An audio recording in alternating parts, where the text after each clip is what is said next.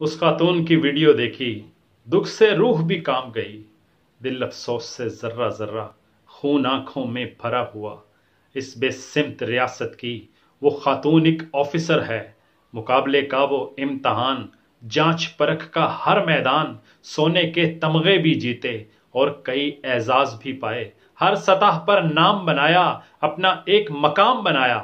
جہاں پہ عورت ہونا ہی جرم کی ایک سنگینی ہے، وہاں پہ عورت ہو کر بھی اس نے ہار نہیں مانی۔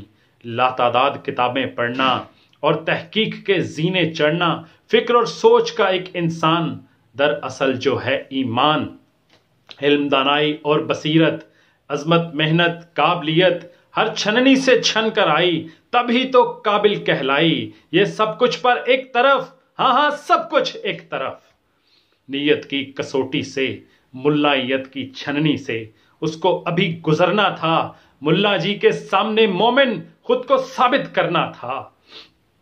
کون کہتا ہے کہ نیت صرف خدا ہی جانتا ہے؟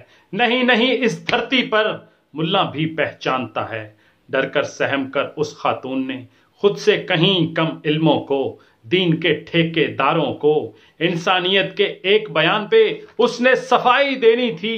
میرے بیٹے کا نام ہے محمد، اس نے دہائی دینی تھی، جس کو سن کر نخوت سے ملا صاحب یہ کہنے لگے، نام سے کیا ہوتا ہے بی بی، واقعی نام سے کیا ہوتا ہے؟ ان ملاؤں کے نام کے سنگ کیسے کیسے سابقے لاہ کے ان کا کچھ نہ کر سکے، دین خدا کی خالی جھولی آج تلک نہ بھر سکے۔ اس کی جرت کیسے ہوئی، اس کی ہمت کیسے ہوئی؟ ملا صاحب کی سمجھ سے اوپر کوئی بیاں دینا، اس دھرتی کے لوگوں کو درس امن و امان دینا۔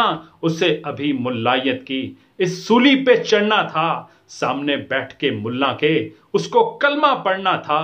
شکر منائے وہ خاتون، بیٹا محمد ہو ممنون کہ کسی فتوے کی بجائے اس کو معافی مل گئی، اسے دوسری زندگی مل گئی۔